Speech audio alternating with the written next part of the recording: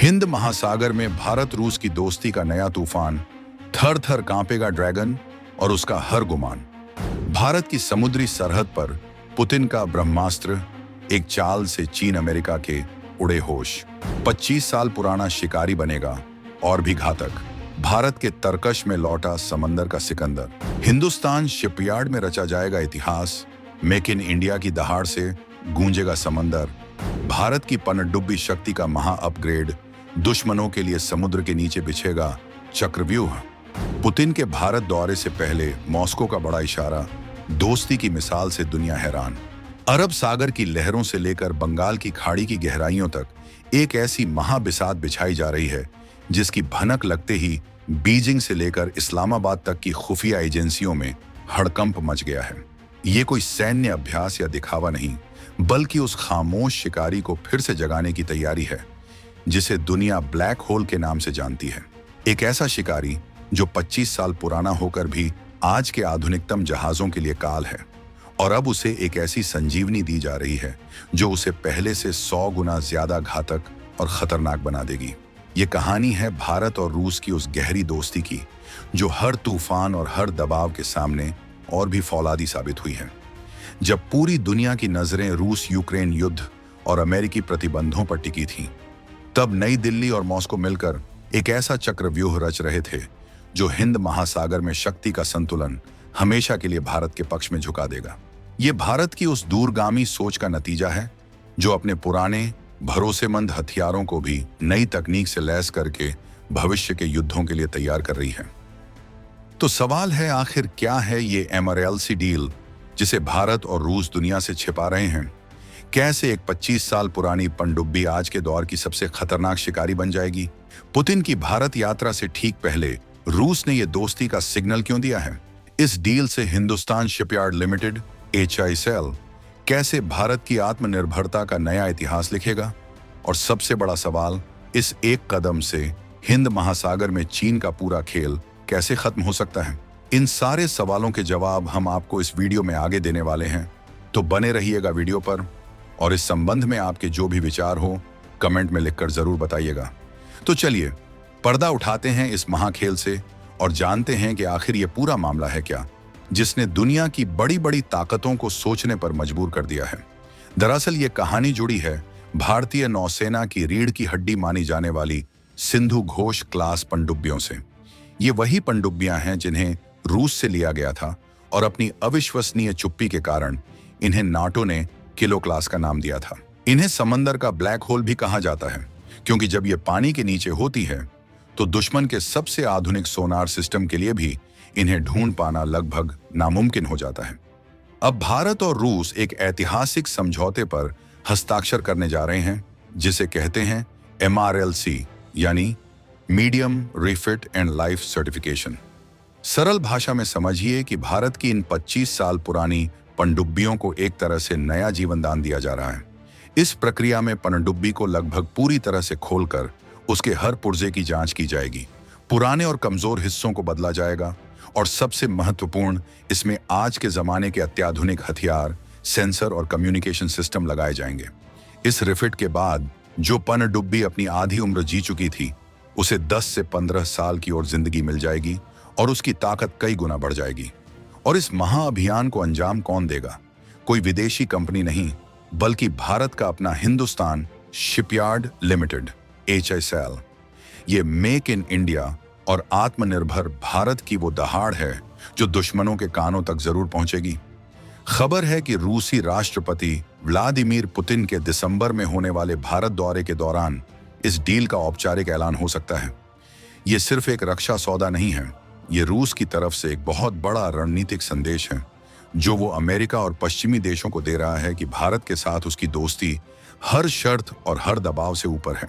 अब सवाल उठता है कि ये सिंधु घोष क्लास पनडुब्बियां आखिर है क्या, और इन्हें अपग्रेड करना भारत के लिए इतना जरूरी क्यों है?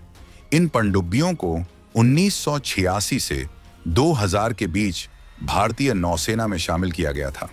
ये डीजल इलेक्ट्रिक पनडुब्बियां हैं जो अपनी श्रेणी में दुनिया की सबसे शांत पनडुब्बियों में से एक मानी जाती हैं। इनकी यही खामोशी इनका सबसे बड़ा हथियार है। ये चुपचाप दुश्मन के इलाके में घुसकर उसके जहाजों पर नजर रख सकती हैं और मौका मिलते ही टॉर्पीडो से हमला करके उन्हें समंदर की गहराइयों में दफन कर सकती हैं। लेकिन पिछले 25 से 30 सालों में तकनीक बहुत बदल गई है। आज के दौर में दुश्मन के पास बेहतर सोनार, सैटेलाइट और एंटी सबमरीन हथियार आ गए हैं। ऐसे में इन पुराने शिकारियों को भी नए दांत और नई आंखें देना जरूरी हो गया था। MRLC अपग्रेड के तहत इन पनडुब्बियों में क्या क्या बदला जाएगा, ये सुनकर आप हैरान रह जाएंगे। रिपोर्ट्स के मुताबिक इनमें नए और शक्तिशाली सोनार सिस्टम लगाए जाएंगे जो दुश्मन की हर आहट को मीलों दूर से सुन लेंगे। इनका प्रोपल्शन सिस्टम और भी शांत बनाया जाएगा ताकि ये लगभग बिना आवाज किए पानी के नीचे फिसल सकें। और सबसे बड़ा अपग्रेड होगा इनके हथियार सिस्टम में। चर्चा है कि अपग्रेड के बाद ये पनडुब्बियां भारत के ब्रह्मास्त्र यानी ब्रह्मोस सुपरसोनिक क्रूज मिसाइल के सबमरीन लॉन्च वेरिएंट को फायर करने में सक्षम हो सकती हैं। सोचकर देखिए, एक ऐसी पनडुब्बी जो पहले से ही अदृश्य है, अगर उसे 400 से 500 किलोमीटर दूर से जमीन या समुद्र पर किसी भी लक्ष्य को सटीकता से भेदने वाली ब्रह्मोस मिसाइल की ताकत मिल जाए तो वो कितनी घातक हो जाएगी। ये अपग्रेड इन पनडुब्बियों को एक साइलेंट किलर से एक स्ट्रेटेजिक एसेट में बदल देगा जो हिंद महासागर में भारत के दबदबे को सुनिश्चित करेगा। चीन और पाकिस्तान के लिए ये किसी बुरे सपने से कम नहीं होगा, क्योंकि अब भारत का ये पुराना शिकारी नए अवतार में उनके हर मंसूबे पर पानी फेरने के लिए तैयार होगा। इस पूरी कहानी का एक और हीरो है Hindustan shipyard limited HICL। Visakhapatnam में स्थित ये सरकारी कंपनी भारत के समुद्री इतिहास की एक जीती जागती विरासत है। हाल ही में रक्षा मंत्री राजनाथ सिंह ने HICL को मिनी रत्न का दर्जा दिया है, जो इसकी शानदार उपलब्धियों और भविष्य की क्षमताओं का सम्मान है। अब तक भारत अपनी पनडुब्बियों के ऐसे बड़े अपग्रेड के लिए उन्हें रूस भेजता था, जिसमें बहुत ज्यादा समय और पैसा खर्च होता था। लेकिन अब ये जटिल और महत्वपूर्ण काम भारत में HICL द्वारा किया जाएगा। रूसी विशेषज्ञ इस प्रक्रिया में HICL की मदद करेंगे, जिससे टेक्नोलॉजी ट्रांसफर भी होगा और भविष्य में भारत ऐसी रिफिटिंग में पूरी तरह से आत्मनिर्भर बन जाएगा। ये आत्मनिर्भर भारत का वो विजन है जहां हम न सिर्फ हथियार खरीद रहे हैं, बल्कि उन्हें बनाने और अपग्रेड करने की तकनीक भी हासिल कर रहे हैं। HICL सिर्फ पनडुब्बियों तक ही सीमित नहीं है। आज ये कंपनी भारतीय नौसेना के सबसे महत्वाकांक्षी प्रोजेक्ट्स में सबसे आगे खड़ी है। इनमें लैंडिंग प्लेटफॉर्म डॉक्स LPD शामिल हैं। ये विशालकाय जहाज होते हैं जो एक साथ हजारों सैनिकों, टैंकों और हेलीकॉप्टरों को लेकर युद्ध के मैदान तक पहुंचा सकते हैं। इसके अलावा HICL mine counter measure vessels MCMV बनाने की दौड़ में भी एक मजबूत दावेदार है। ये वो जहाज होते हैं जो दुश्मन द्वारा बिछाई गई समुद्री बारूदी सुरंगों को खोजकर नष्ट करते हैं। HICL ने भारत की पहली हाइड्रोजन सेल से चलने वाली टग बोट बनाने के लिए भी समझौता किया है, जो ग्रीन एनर्जी की दिशा में एक बड़ा कदम है। ये सब मिलकर एक ऐसी तस्वीर बनाते हैं जहां भारत न केवल अपनी समुद्री सीमाओं की रक्षा के लिए तैयार हो रहा है, बल्कि जहाज निर्माण के क्षेत्र में एक ग्लोबल पावर बनने की राह पर भी तेजी से आगे बढ़ रहा है। तो आखिर इस पूरी कहानी का सार क्या है और इससे हिंद महासागर की भू राजनीति पर क्या असर पड़ेगा? ये सिर्फ कुछ पुरानी पनडुब्बियों का अपग्रेड नहीं है, ये नए भारत की एक बहुत सोची समझी और आक्रामक रणनीति का हिस्सा है। पुतिन का भारत द्वारा और उससे ठीक पहले इस डील का फाइनल होना दुनिया को, खासकर चीन और अमेरिका को, एक स्पष्ट संदेश देता है कि भारत रूस की दोस्ती समय की कसौटी पर खरी उतरी है और किसी भी बाहरी दबाव से टूटने वाली नहीं है। चीन, जो हिंद महासागर में अपनी स्ट्रिंग ऑफ पर्ल्स नीति के तहत भारत को घेरने का सपना देख रहा है और अपने जासूसी जहाज भेजकर भारत की ताकत का अंदाजा लगाने की कोशिश करता है, उसके लिए ये एक बहुत बड़ा झटका है। भारत की ये किलो क्लास पनडुब्बियां अपग्रेड होने के बाद चीनी नौसेना के लिए एक अदृश्य खतरा बन जाएंगी, जो उनके हर जहाज और हर पनडुब्बी पर नजर रखेंगी।